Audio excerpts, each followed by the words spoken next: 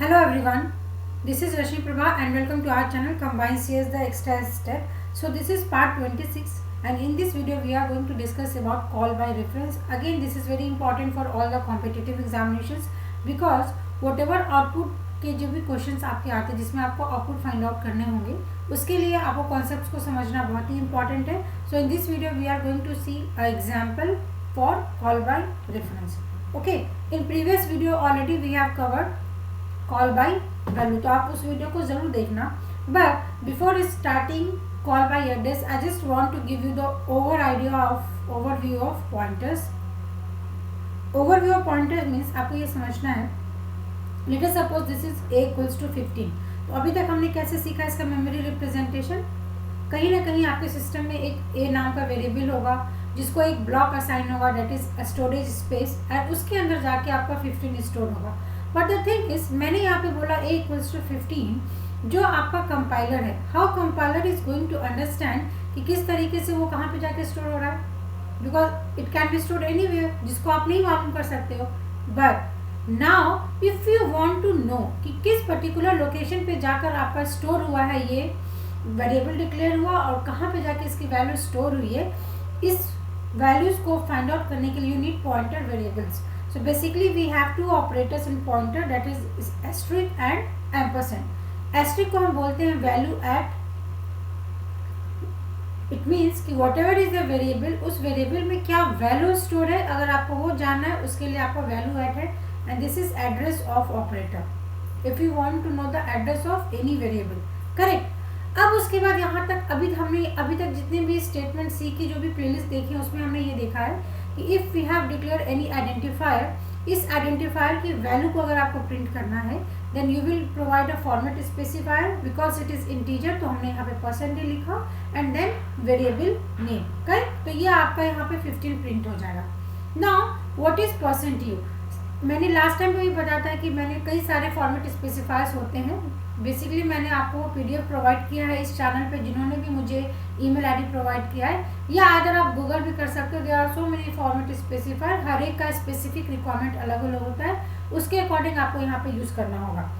अब यहाँ पे मैंने लगाया एड्रेस ऑफ ए.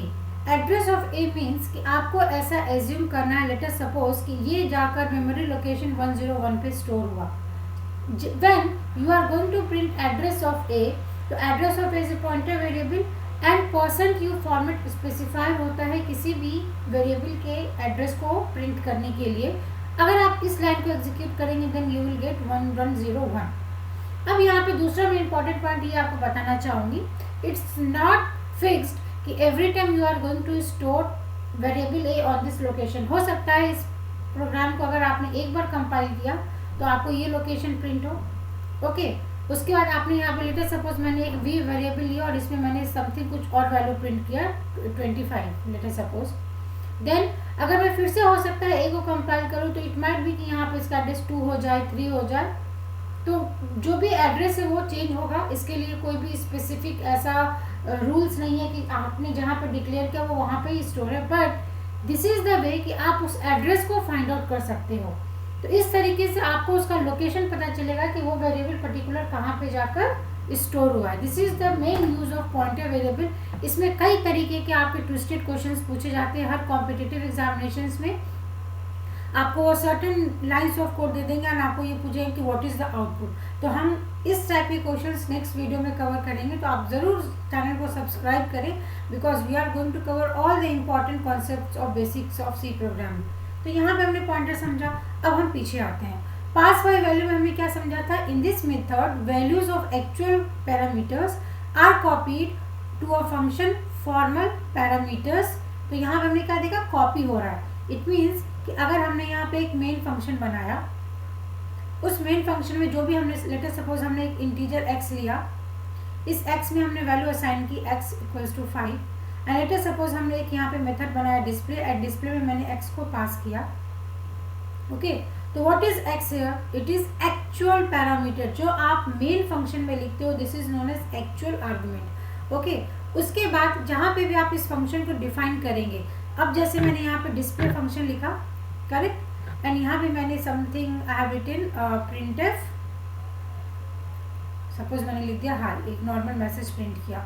और लेटर सपोज अगर मैंने यहाँ पे x को लिखा तो ऑब्वियसली बात है दिस इज कंपाइलेशन एरर, यहाँ पे आपको देना पड़ेगा। सपोज मैंने n दिया और what we are doing is कि यहाँ पे जब आप n की वैल्यूज देखोगे तो ऑब्वियसली n जो है n is known as formal parameter.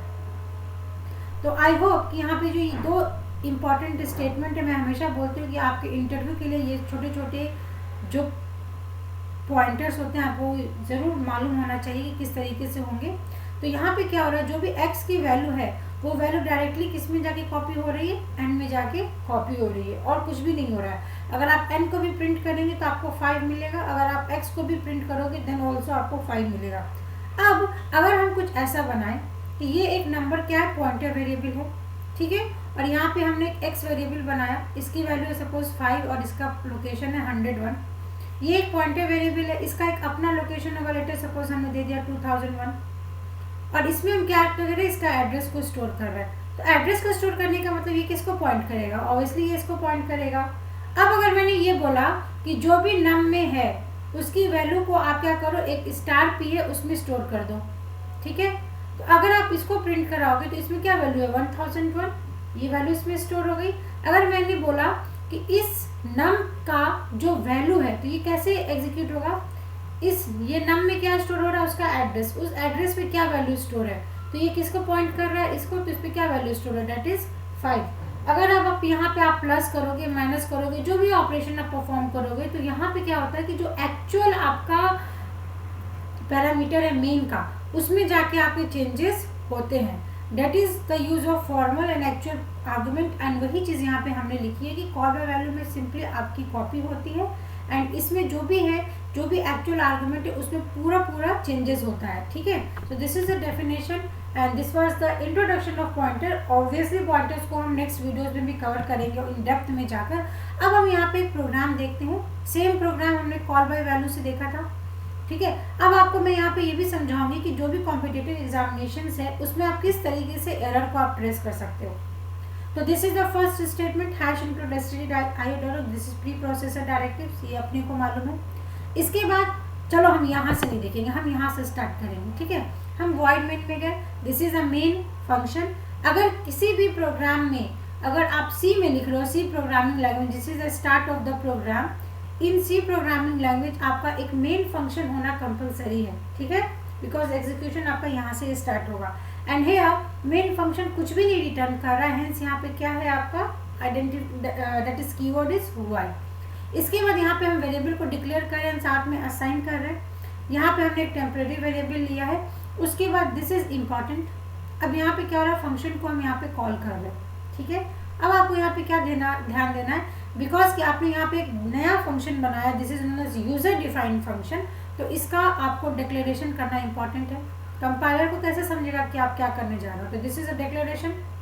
Declaration में ये जो फंक्शन का नाम है और ये जो फंक्शन का नाम है सेम होना चाहिए।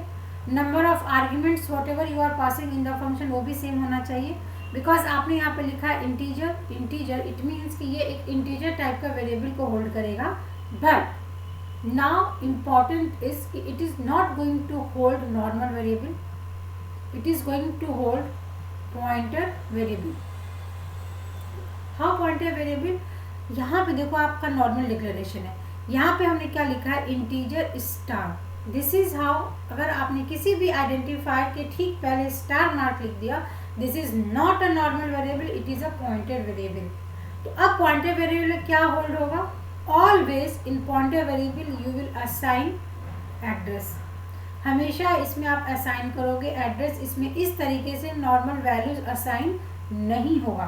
तो this are very important statements. अगर आपको कोई भी डाउट होता है एक बार वीडियो को रिवाइंड करके फिर से सुनिए, स्टिल अगर कोई डाउट रह जाएगा तो आप कमेंट सेक्शन में पूछ लेना।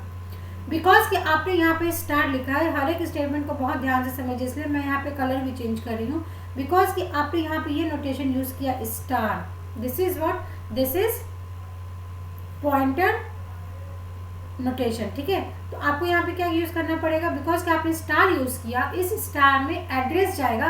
तो अभी हमने देखा एड्रेस के लिए क्या होता है, एम्परसेंड सिंबल, इसलिए आप यहाँ पे जब वेरिएबल लिख रहे हो इसके ठीक पहले आप क्या पास करोगे, एड्रेस ऑफ ए। मतलब कि जब आपका ये स्टेटमेंट एग्जीक्यूट हुआ ए और बी, इसकी वैल्यू 15 हो गई, इसकी वैल्यू 20 हो गई, इसकी वैल्यू लेट सपोज 100 पे स्टोर है, इसका एड्रेस 200 पे स्टोर है। आपने फिर यहाँ पे क्या किया, आपने एक फिर से एड्रेस, जो भी ए का एड्रेस है वो आप इसमें पास कर रहे हो, ठीक है, एड्रेस ऑफ ए। तो यहाँ पे एक्चुअली में क्या पास हो रहा है, 100 और कॉमा 200। प्रीवियस वीडियो को अगर आप देखेंगे उसमें वहाँ पे क्या पास हो रहा था, एग्जैक्ट वैल्यू, दैट इज 15 और 20। अब बिकॉज कि आप यहाँ पे फंक्शन को कॉल कर रहे हैं तो कंट्रोल यहाँ से कहाँ जाएगा, फंक्शन के डेफिनेशन पे। जो नेक्स्ट लाइन आपका प्रिंटफ है वो एग्जीक्यूट अभी नहीं हुआ, यहाँ से आपका कंट्रोल यहाँ पे आएगा। बिकॉज कि आपने यहाँ पे एड्रेस पास किया है तो एक नॉर्मल वेरिएबल में, दैट इज अगर मैंने लिखा integer x, this is normal variable. अगर मैंने लिख दिया integer excuse me star A, this is pointer variable. अगर आप अब यहाँ पे लिखते हो a इक्वल्स टू एक्स, तो this will give compilation error, because दोनों की टाइप कास्टिंग नहीं हो सकती है। ये आपका नॉर्मल वेरिएबल और ये पॉइंटर वेरिएबल है। गेटिंग माय पॉइंट और not? If you have any doubt comment section में पूछ लेना आप। तो यहाँ पे हमने एड्रेस लिख दिया और यहाँ पे बिकॉज की एड्रेस आप पास कर रहे हो, एड्रेस को होल्ड करने के लिए आपको एक ऐसी वेरिएबल की जरूरत है जो किस तरीके का होना चाहिए, पॉइंटर टाइप का होना चाहिए। इसलिए यहाँ पे हमने फिर से स्टार एक्स और स्टार वाई लिखा है। दूसरा तरीका ये भी आपको समझना है कि अगर आपने डिक्लेरेशन में इस तरीके से यूज किया तो ऑब्वियसली डेफिनेशन में भी आप सेम यूज करोगे, ठीक है। This is the normal variable. इसके बाद हमने क्या किया, ये आप क्या कर रहा है, ये जो एक्स वाई बना यहाँ पे आप ऐसे समझो, ये एक एक्स वाई बन गया। इस एक्स में क्या वैल्यू स्टोर हो गई 100 और इसमें स्टोर हो गई 200 और इसका एक अपना एड्रेस है, लेट अस सपोज 400 500। क्यों? क्योंकि पॉइंटर वेरिएबल का भी तो एड्रेस जनरेट होगा ना, इसमें कोई कंफ्यूजन नहीं होना चाहिए। उसके बाद ये क्या कर रहा है, इस अब एक्स वाई में क्या है, एड्रेस है। एड्रेस का मतलब पहले आपको किसी भी एग्जाम में जब आप बनाते हो ना, इस तरीके से डायग्राम बना लेना है छोटा सा। तो ये किसको पॉइंट करने लगा, पॉइंटर वेरिएबल है, हमने 200 स्टोर किया, ये इसको पॉइंट करने लगा। उसके बाद इस नेक्स्ट स्टेटमेंट का ये मतलब है कि एक्स में क्या है, एक्स में क्या स्टोर है 100। इस 100 को क्या करना है, star, this is nothing, plus y में क्या स्टोर है 200। 200 के ठीक पहले क्या है, स्टार, मतलब स्टार में हमने क्या समझा था, वैल्यू ऐड।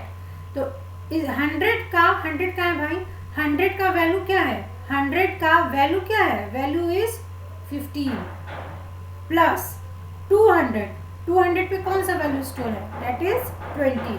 अब इस z में क्या स्टोर हो जाएगा, दैट इज 35। तो यहाँ पे आपका क्या रिटर्न हो जाएगा 35, बिकॉज कि आपने यहाँ रिटर्न स्टेटमेंट लिखा, इसलिए अब सम में क्या स्टोर हो जाएगा 35 और आप प्रिंट क्या करोगे, सम। तो आपका यहाँ पे क्या प्रिंट हो जाएगा 35।